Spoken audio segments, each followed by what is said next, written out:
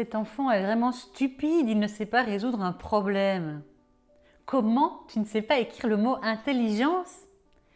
Et si à la place d'utiliser des phrases comme ça, on disait plutôt cet enfant sait réaliser un puzzle en un temps record. Ou encore, cet enfant écoute 2 fois une chanson et il peut la chanter entièrement. Alors, dans cette vidéo, je vous parle donc des intelligences multiples. On a souvent tendance à croire qu'il y a une seule intelligence, alors que selon Howard Gardner, il y en a plusieurs. Il y en aurait 9. Albert Einstein disait: si on juge un poisson à sa capacité à grimper à un arbre, il pensera toute sa vie qu'il est nul. Donc cette phrase illustre très bien le fait que chacun a des compétences, chacun a une forme d'intelligence, mais que ce n'est pas toujours la même que son voisin ou qu'une autre personne. Cette théorie des intelligences multiples a vraiment eu du succès dans le milieu de l'enseignement parce que ça a permis de comprendre qu'il n'y avait pas les enfants qui apprenaient bien et les autres. Ça montre vraiment que si l'enfant n'apprend pas d'une certaine manière, c'est peut-être parce qu'il a une intelligence différente et que donc il aura besoin d'autres outils, d'une autre manière de mémoriser ou de comprendre la leçon. Et il y a donc 9 types d'intelligence. À la base, il y en avait 7 et il y en a 2 qui se sont rajoutés. La première intelligence décrite est l'intelligence verbo-linguistique. C'est donc la capacité à utiliser les mots, à exprimer sa pensée.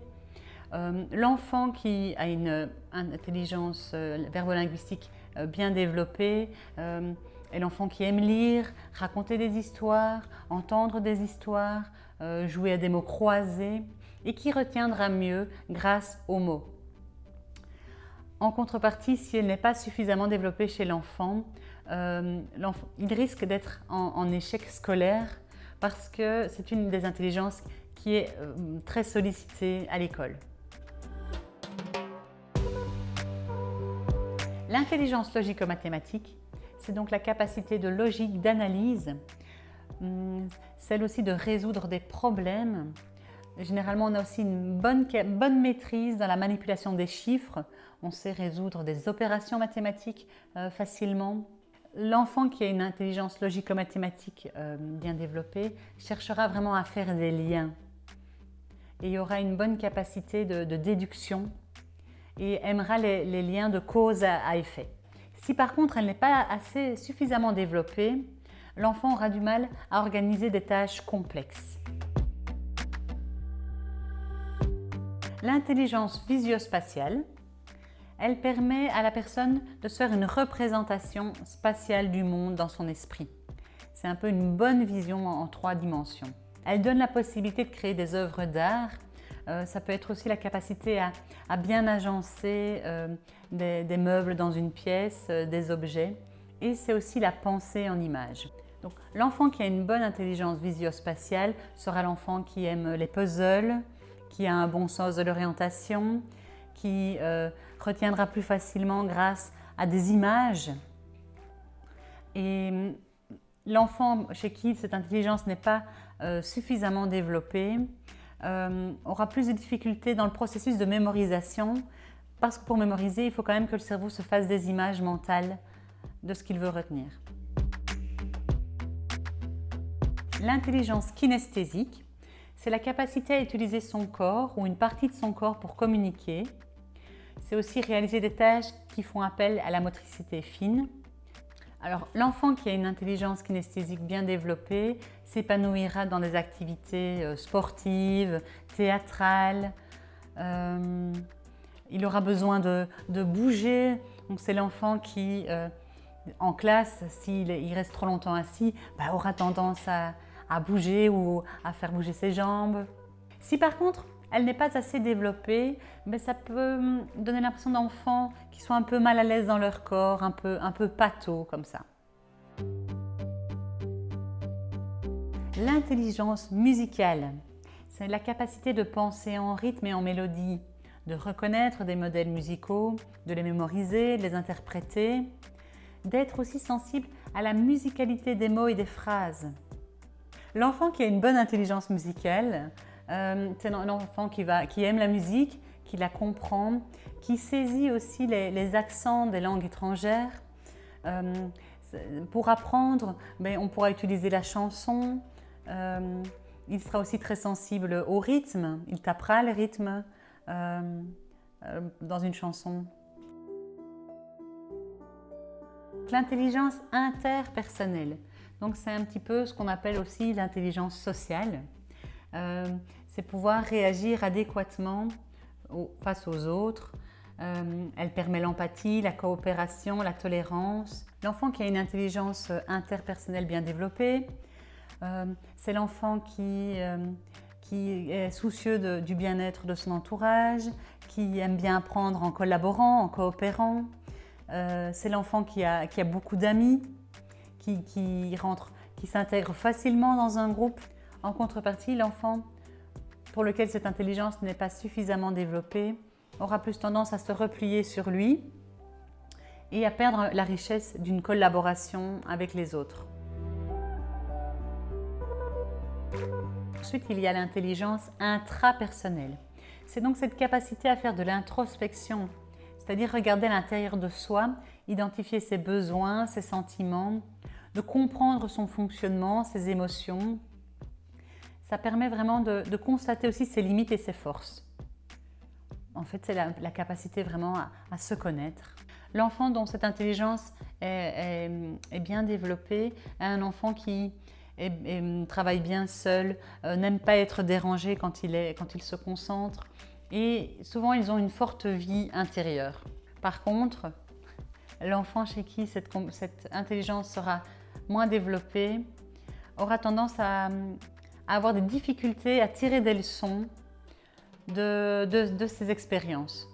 Il aura plutôt tendance à faire de l'attribution externe, à ne pas comprendre ce qui a fonctionné, ce qui n'a pas fonctionné, et donc en tirer des leçons.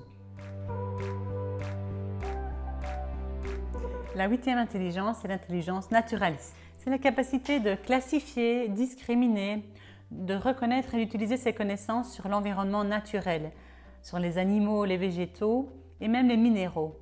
L'enfant chez qui cette intelligence est plutôt dominante est un enfant qui est sensible au bien-être animal, qui sera très observateur dans la nature. Souvent, il pourrait avoir un cahier de notes sur lequel il note ses observations dans la nature. Par contre, si cette intelligence n'est pas suffisamment développée, ça peut être l'enfant qui se coupe du monde naturel, qui aura peut-être du mal à l'observer et à la respecter. La dernière intelligence, c'est l'intelligence existentielle. C'est un peu cette capacité d'explorer des questions sur la vie, la mort, par des lectures ou des discussions avec les autres. Et c'est un petit peu de se situer dans l'univers à travers des phénomènes religieux, spirituels. Voilà, on est vraiment en quête de sens. Les enfants qui ont cette intelligence bien développée, ou en tout cas plus développée, ce sont des enfants qui aimeront philosopher, débattre sur des questions vraiment profondes. Qu'est-ce que cette théorie va nous apprendre? Alors d'abord, elle va permettre à l'enfant, à l'élève, à comprendre mieux son fonctionnement. S'il sait quelles sont ses intelligences dominantes, il comprendra mieux par quelle voie aller pour mémoriser, pour étudier, pour comprendre, pour faire ses synthèses. Pour l'enseignant, connaître les différentes intelligences multiples dominantes chez ses élèves vont aussi lui permettre d'aider au mieux l'enfant en choisissant une méthode plutôt qu'une autre, cohérente avec son intelligence dominante. D'ailleurs, beaucoup d'enseignants sont sensibles à cette théorie. Lors d'un nouvel apprentissage, ils essayent au cours de celui-ci d'intégrer différentes compétences touchant à plusieurs intelligences, permettant ainsi à plus d'élèves de trouver un point d'entrée pour comprendre la leçon. Il y a des tests qui existent pour connaître ces intelligences dominantes parce que a priori, il n'y en a pas qu'une, il y en a plusieurs qui sont dominantes. Alors, c'est important à l'école de travailler les intelligences dominantes chez les enfants, mais il ne faut pas oublier aussi de développer un peu plus celles qui ne le sont pas. Alors, ce qui est vraiment intéressant aussi, c'est que par un exercice, plusieurs intelligences peuvent être développées en même temps. Par exemple, quand on est face à un problème à résoudre, on peut mettre les enfants en groupe. Comme ça, on travaille et l'intelligence logico-mathématique et l'intelligence interpersonnelle. Pour déterminer les intelligences dominantes de votre enfant, comme je le disais précédemment, il y a des tests qui existent, mais il y a aussi une autre manière de les cibler, c'est en observant votre enfant. Tiens, vers quel jeu va-t-il? Tiens, est-ce qu'il va facilement vers un groupe d'enfants? Tiens, est-ce qu'il se pose vraiment des questions sur son fonctionnement? Enfin, observer votre enfant et discuter avec lui vous permettra déjà d'établir un peu les intelligences qui sont plus dominantes chez lui. Donc, pourquoi c'est important de ne pas enfermer votre enfant dans une case? Parce que vraiment cette théorie, elle est faite pour amener un outil supplémentaire aux apprentissages. Alors, est-ce que vous avez réussi à déterminer vos intelligences dominantes? N'hésitez pas à les mettre en commentaire. Alors, pour moi, je dirais que les intelligences dominantes chez moi sont l'intelligence verbo-linguistique et intrapersonnelle. Alors, sur ce, je vous dis au revoir et je vous dis à la semaine prochaine.